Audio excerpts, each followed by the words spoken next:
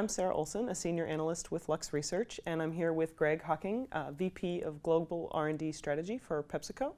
And we're just going to have a little chat today since we find ourselves together at the Lux Executive Summit. So the first question I really have for you, PepsiCo had its history as a soda company, a beverage company, and I kind of get the impression that that's evolved a little bit. How has technology really factored into that evolution?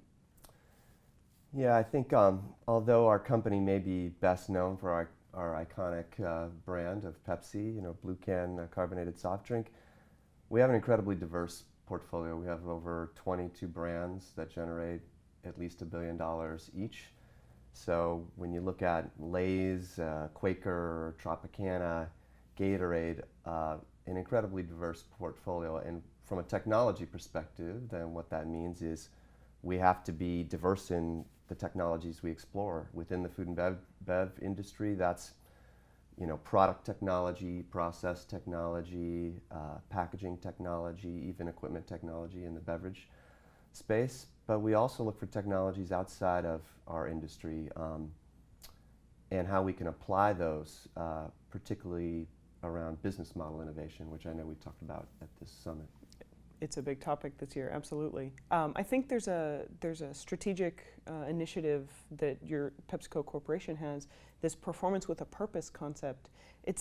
I feel like that will resonate really uniquely with different people.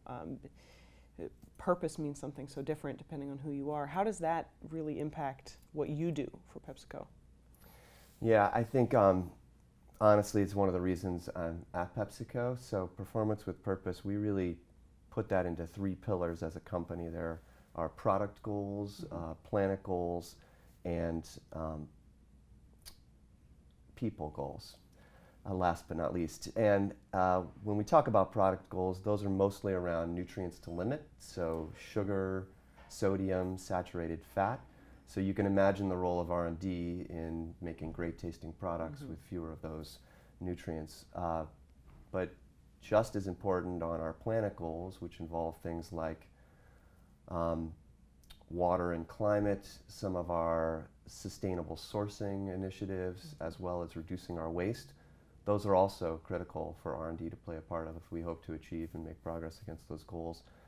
And then on the people side, I think those goals largely revolve around people, so maintaining our diverse workforce, which is critical to have diversity of thought among the scientific community in R&D as much as it is anywhere else. And then also human rights, so expanding things we already have in place like our sustainable farming initiative is important toward that goal. So I think you can see that R&D, I think much of our success of meeting our goals as a company hinges on R&D's success in helping us make progress against those goals. Absolutely, it seems like it. And it seems like when it comes to R&D, there's the question of where you find innovation internally, externally, and through partners and so on.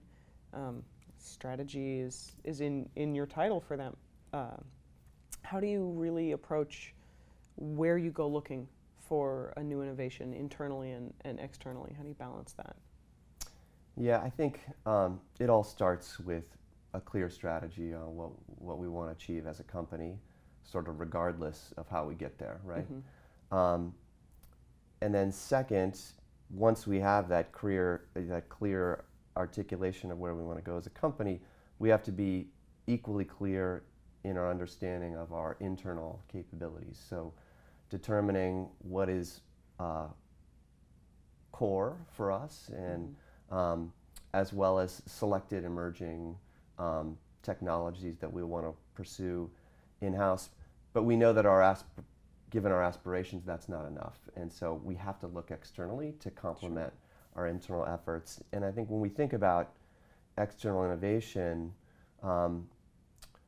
we really try to complement in a way where we look to adjacent industries for inspiration, capabilities that are non-core or new to PepsiCo, and then finally emerging technologies that may come from elsewhere. But the important part for us, I guess, is that we believe the future of any invention lies more in this hybrid approach of balancing internal and external innovation. takes some really honest internal reflection on limits and capabilities a little bit. Yeah, we can't do all things. Internally, that is. but with help from the outside, it seems like. Yeah, I think that's our intent. Part of the idea. Good stuff. So one of the things that we look at in the Consumer Health and Wellness group within Lux is this idea of brand trust. And I feel like for a food and beverage company, you guys are the most interacted with and trusted, but also the most scrutinized that consumers ever really interact with. And it seems like technology can help and hurt, depending on the situation. What's your perspective there? Yeah, I mean, reputations take years to build and seconds to lose, right? So True. I think what is critical for us, we are uncompromising in our execution of food safety and quality standards. Mm-hmm. We have to be relentlessly focused on maintaining compliance, and for that reason, technologies that will help us in our approach toward maintaining or even elevating our quality and food safety standards is really paramount. Fair enough. Is there anything in particular that comes to mind that fits into that? I think one of the things I don't know that I've explored, but we talked about at the conference, applying the Internet of Things to manufacturing, whether it's our bottlers or snacks manufacturing plants, I think is a possibility in the future, and how that could help, not just for preventive or precision or predictive maintenance, whichever of those adjectives you want to use. I think it could also alert us very quickly and earlier upstream in the process if there were any issues. Fair enough. That really does get quite far afield from what would be core to PepsiCo. Yes. All right, one final question here. Put on your futurist hat.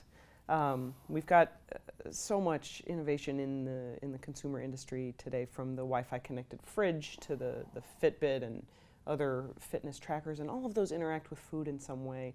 Where do you think in the next, say, 5 to 10 years, the food-related technologies are going? What do you think's coming? What's going to be big? Yeah, I think for me, I would say the shift away from traditional channels is probably the biggest trend that I think will impact our business or the food and beverage industry. And fewer people are purchasing products, food and beverage consumables in grocery stores. Sure. So the natural channel is an emerging channel for both food and beverage as consumers seek products with a clean label, local ingredients, even more functional ingredients. That is one emerging channel, that is the natural channel. Another is e-commerce. So as people continue to be time-starved, we're all busy, yet we still seek many choices in our food and beverage products.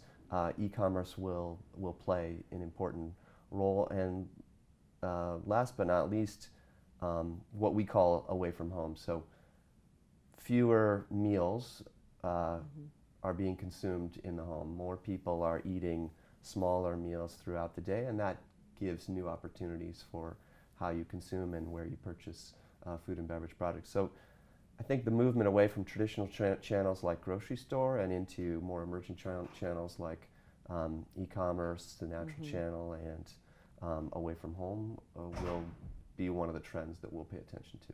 Fair enough. Sounds like Amazon Fresh and Plated and Blue Apron are all I think those are all part of the discussion. Fun to watch, and how we can participate is yet to be determined. Very good. Very good. Well, thank you so much. It's been a real pleasure. And thank you for joining us for this conversation.